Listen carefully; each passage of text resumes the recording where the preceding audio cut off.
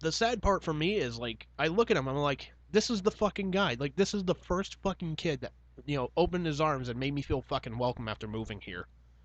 Huh. And the fact that it's declined to like that, that fucking pisses me off. Yeah, that's pretty terrible. And when you like, I remember there was even a time I offered him like help because he was going through a bit of a dark time and whatnot. And I'm like, dude, here's the name of my therapist. Like, you get fucking benefits at work and whatnot. Go chat with this guy for an hour and see, just at least see if like some of your problems can get solved. Because talk it out, man. Hmm. And he basically told me he would rather put a bullet through his brain than do that.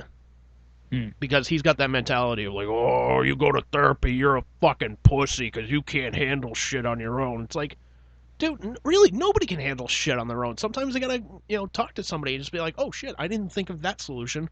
What if I do this or do that? No man is an island. Exactly. Exactly. That's kind of sad. Every man is a peninsula. Unless you're fucking fat like me, then you're a continent.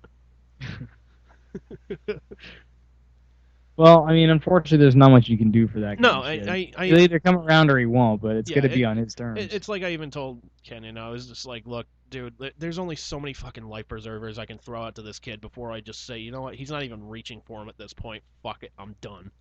Right. He's just going to destroy himself one way or another. Yeah, pretty much. Pretty much. And like I said, man, it's upsetting to me because, like, this is the kid that welcomed me to me in Rhode Island. Like, when everybody else was kind of like, like, oh, hey, hi, how are you? He's like, dude, we should hang out. Okay. Like, he was one of the first kids to fucking do that, and it always meant so fucking much to me. I was just like, you know what, man? That He really, tried to kind of keep his back, too, because he kind of had you. like, I'd always really, like, had his back. He always had mine and whatnot, and, like, now when I see the kid, like, I went to go see Buck Cherry. I think it was last year, Hmm. maybe 2 years ago, something like that. um, it was at Mohegan Sun at the Wolf Den. So I call him up. I'm like, dude, I'm gonna be at Mohegan Sun. You come on down. Let's we'll grab dinner before or after the concert or something like that. Like let's go hang out. Okay, dude, let's do that. So for me to get to Mohegan Sun is about an hour drive. For him to get there, it's maybe like 10, 15 minutes, something like that. So we decided to meet at it's me, Ben, Mike, and Mike's girlfriend, and we meet up at this thing called some sports bar in there. I forget what the name of it's called. Um, but Ben and I get there. We meet him there. He's already about 4 beers in. And we're like, what Jesus. the fuck? You can tell his girlfriend's kind of getting annoyed and whatnot. So, um, like you can tell she's kind of getting annoyed and whatnot. I'm like, all right, well, I'm gonna go. The concert's gonna be starting in like 5 minutes, so I gotta go. Like, all right, dude. And I'm like, fuck it, man. We'll hang out afterwards. We'll I don't know. We'll grab ice cream or something. I don't know. Hmm. So after the concert, I find Ben, and I was actually able to meet the band after the show, which was really really cool. Oh, cool. So I get back from meeting the band, and I said, "Hey man, where's Mike? I thought we were gonna go, hang out, like just chill, and whatnot." He's like, "He got fucking drunk. His girlfriend drove him home." I'm like, "Are you fucking serious? God damn it!" Jesus. So I mean, it's shit like that. It's shit like that where I'm just like, you know what, man? I don't even know if I can hang out with him anymore. You kind of can't, because every time he comes out, he's more interested in drinking than he is with hanging out with you. Exactly, and like all he wants to do in life is just smoke and fucking drink, and it's like, dude, that's no way to fucking live, man. Yeah, there's more to life than that. There's a lot more to life than that. There's a lot more to life than that. Well, man, to each their own, I guess. And that I've always agreed with Kevin Smith in the aspect of, you know what, if you want to get you want to get drunk, you want to get high, great, go ahead and do it, but handle your high. Yeah. If Just don't be a dick about it. Yeah, it's like not every time that we hang out. Like every time we hang out, you don't have to get drunk. You don't have to Right. do it. It's you can easily like like I could easily like go out to dinner with somebody, and they're not gonna be like, oh, fucking pounding back fucking 20 goddamn beers. It's like, I gotta calm down here. I gotta calm the fuck down. Oh, But man. I like if I go out to dinner with Ben or you or Joe, for example. Like, yeah, I know you guys want to have beer. I'm shit. I'm not gonna stop you. Hmm. But I know you're all at least responsible. Like, if like let's say you and I met up in Boston or something like that for dinner one night, you know, you would at least know what your limit is. Hmm. You know, These days, not much, because I've been drinking a lot less these days. So, but so seriously, even like 2 beers for me is probably too much. I've kind of become a 2-beer queer now. hey, Not that that's a bad. That's not a no, bad thing. that's not a bad thing at all. No, That's not a bad thing at all, man.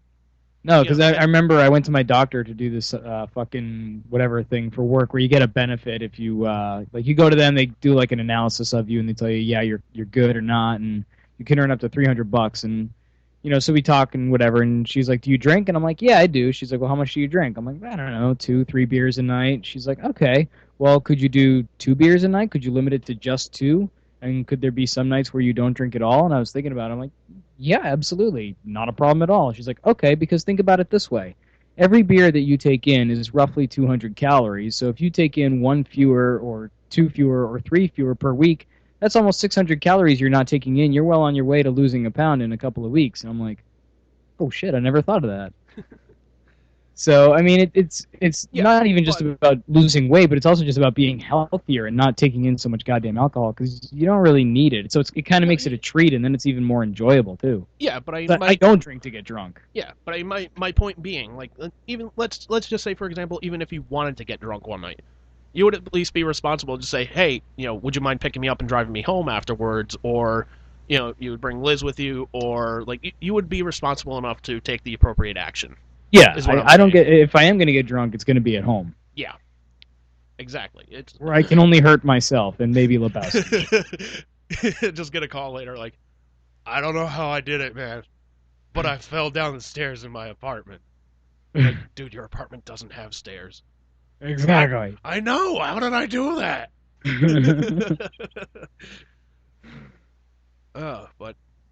But again, it's like I don't know if I can hang out with this guy, and it's just again it pisses me off because of the history that we have. Right. You know, Fucking annoying.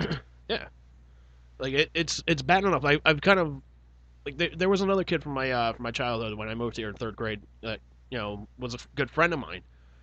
And like the last time I saw him, he lived in Pennsylvania. Came back here. He's like, "Oh, hey man, I'm gonna stay up here for a week. I'm just, let's hang out. Let's get together." I was like, "Fuck yeah, dude! It's been over like 10 years since I've seen you. Let's hang out, man."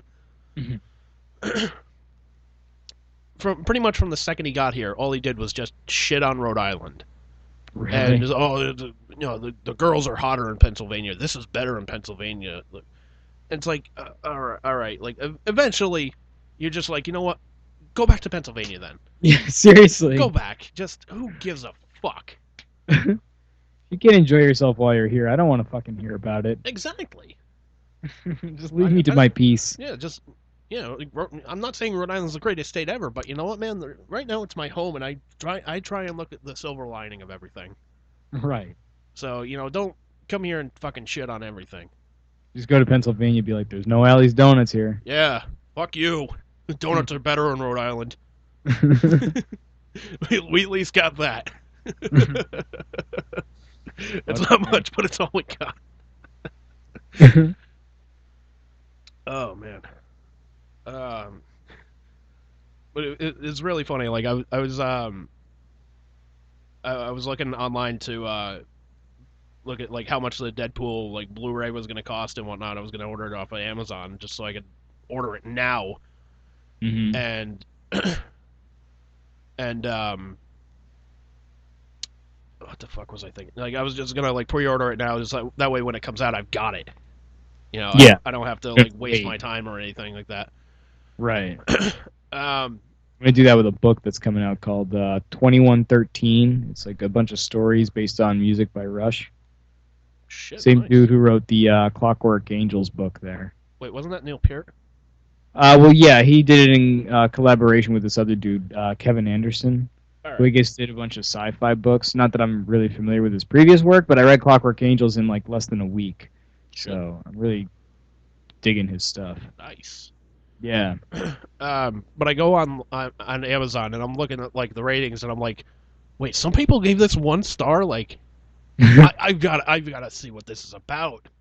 You gotta love it when people rate things before they're actually released, because I feel like you can't even base it just off the movie itself. You have to base it off the whole package. That's really what you're rating. You're not rating the movie when So you're up. yeah, but like most of them share the same fucking sentiment, which I'm sure you'll notice the pattern here. Um, let's see. One of them, like they have the star rating, and then like the little title for it, who posted it, and then like their comment. Look, Mhm. I'm looking at the one at the bottom here. This is one of the shortest ones. um, all it says is took my 6 and 8-year-old to see this. Oh God. Again, shitty fucking parent. They were crying and scared all night. Now they think Iron Man is going to stab them with a sword when they're sleeping. Oh my God. I'm like, number one, you're a shitty fucking parent. What a fucking dumbass. This is pretty much the equivalent of, you know, um, they go get a toy, let's just say, and there's warnings plastered all over it, like warning contains small parts, may be a choking hazard. And then the kid fucking chokes on the toy. This is probably a shitty analogy, I know, but work with me here. Not really, because you should know what you're getting into. Yeah. And in the case of a movie or whatever it is, you And- should be aware as a parent what you might be exposing your kids to, Yes, and decide whether or not it's appropriate. and not only that, it's like there are commercials for it Right. saying this is R-rated. Movie posters R-rated. Everywhere says R-rated. Like there are movie theaters saying like, look, if you want to see this movie, you have to have an ID. You cannot get in if you're under 17, unless your parents bring you, obviously. But again, this is not for children. Right. How many times do they have to say that this is not for children? How many different ways can they say that it's not for children? I consider this to be like radio syndrome in the sense of like if you work as a call screener, you know what the fuck I'm talking about, which is basically like people will only hear what they want to hear. Yep. Like if you put out there saying, hey, the next, we're going to take caller 10 is going to win a fabulous prize, blah, blah, blah, blah, blah, blah, blah. People are going to start calling in. Yeah, did I win? Did I win? Did I win? Did I win? No, we're looking for caller 10. Well, I didn't hear that. Like, fuck Well, I don't you! care, you still don't win. Yeah, or even if you're just promoting it in advance. Like saying, hey, in the, let's say the 8 o'clock hour, we're going to look for caller number 10. When you hear that, when you hear a certain noise, we'll let you know what noise it is in the 8 o'clock hour. If you're the 10th caller, you win. They call up. Yeah, did I win? Did I win the prize? Can I stay on hold until I win? It's like, no, fuck you. You're an asshole. Oh my God. And like any parent that brings their fucking kids to it, like, Same brand of asshole. no, like, there's 2 types of parents for this. There's the parents that bring them and then complain about it because it's so vulgar. It's disgusting. Like, how dare you make this? And then there's the parents that are like, you know what? Yeah, it's not for my kids. I understand that. But it's kind of like cursing around the house. We just say like, look, you want to say these words around here? That's fine. Not when we have company, not out in public. Right. But just say like, look, they're good kids. If they want to see it, they have to, meet certain expectations. Like they have to have their chores done for the week. They have to have, their homework done. They have to maintain this grade average. Then okay, but then they don't complain about it afterwards because they know what they're getting into. Mm-hmm. Basically, it comes down to intelligent parents and not intelligent parents. Exactly. Or If you're a responsible parent that has to wear a helmet full time, You probably should stay away